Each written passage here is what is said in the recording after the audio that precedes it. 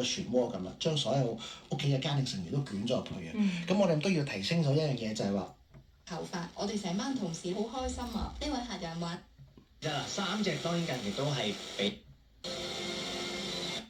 過去永遠的過去，不必想太多。當挫折你嚟到呢度要結束啦。如果你所以係咪有個 chain 唔係喺度？